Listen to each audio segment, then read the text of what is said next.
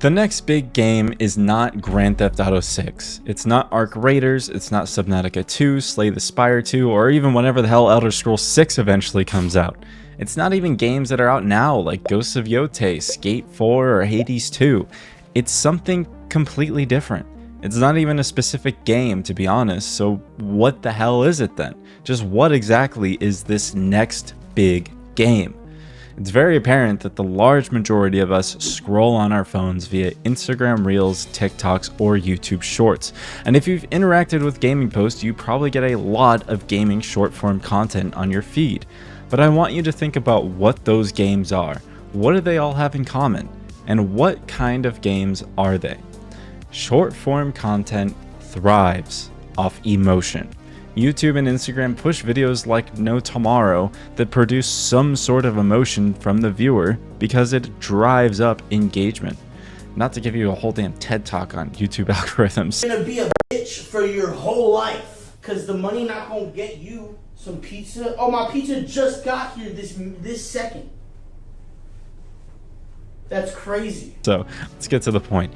The next big game is one that can be completely understood in just 30 seconds.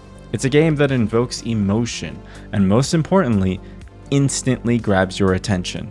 The next big game is a game that thrives on short form content because short form content is consumed by a super majority of people. It's addicting and the algorithms just keep you scrolling over and over again. I'm not saying this like we don't know that already, we do. That's just why the next big game is one that you look at in a 30-second clip and go, oh dude, I need to get the boys in on this game. So let's talk about the games that are on your feed.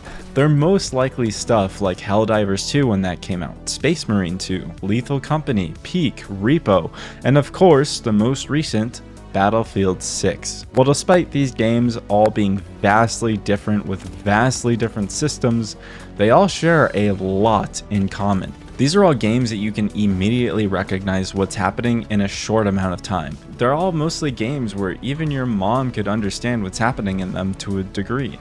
In Helldivers 2, you're shooting robots, blowing shit up, and splattering bug guts everywhere in a very patriotic way. This is easy to understand. In Lethal Company, you can immediately understand there's an eerie yet goofy feeling with the way the characters walk, somebody's friends in proximity chat, and the easily identified enemy that they're all facing together. And in Battlefield 6, it's just chaos. I mean, there's explosions everywhere, boots on the ground, people jumping out of jets, sniping a dude out of the cockpit of another jet, jumping back into his jet. I'm just getting excited talking about it. There's just a lot happening, but somehow it's easy to understand. My girlfriend knows next to nothing about Battlefield 6 other than how much I've been glazing it over the past week to her, and we just still watched reels on Battlefield 6 for hours the other day. Not once did either of us not understand what was happening on screen. Battlefield 6, along with all of these other games, also just invoke a very strong emotion out of the viewer because each game unapologetically caters towards those exact emotions. These games were specifically designed for people to feel a certain way, whereas games with more complex subtext and messages don't really get the spotlight in short-form content because they take time to consume. That doesn't make them bad at all. They're fantastic and my personal favorite games to play. They just don't instantly capture a viewer's attention on the short form side of content. It is infinitely more easy and rewarding to our brains to just scroll to the next video rather than waiting for the value a short might provide with these more complex games. Helldivers 2, Space Marine 2, and Battlefield 6 all provide the viewer with a very unique emotion that I can only describe as a hell yeah emotion. I don't know how to describe it, except whenever I watch clips from these games, I just go, oh hell yeah, that was so fucking cool. Watching someone nuke a giant Terminid, watching a Space Marine chainsaw a large beast, and seeing someone run through a battlefield of explosions, dolphin diving to revive someone is objectively a hell yeah moment. Lethal Company and Repo, despite being co-op horror games, are actually very, very funny and fun to watch. It's scary to play when you were the one in those games. They heighten the senses of people that are in the game playing it, which makes clips so much funnier because you can hear true desperation in their voice when they're freaking out about something. Both the fire exits are fine.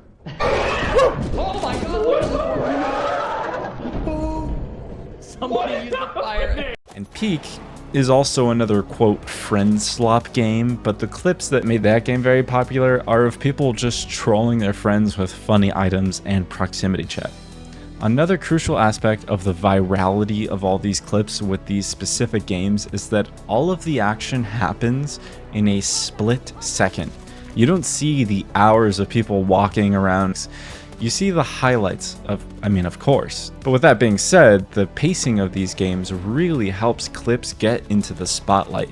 They immediately catch your attention and keep you entertained for a short amount of time because they were designed to do that.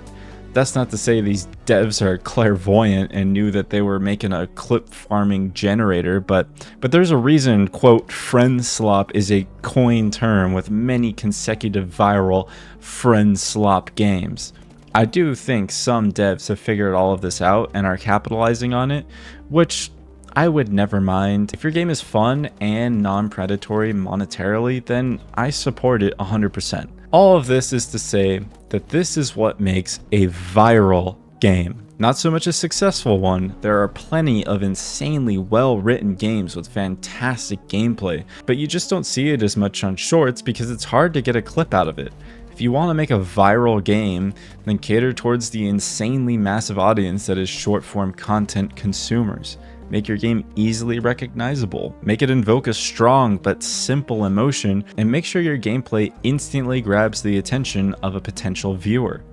But be careful, this is a very slippery slope. I don't think games should ever be made with the sole intention of gaining popularity and money. That's why everyone currently loathes big AAA studios lately, and that's why indie games are on the come up right now. If you're not careful, you'll have a soulless money grab husk of a game.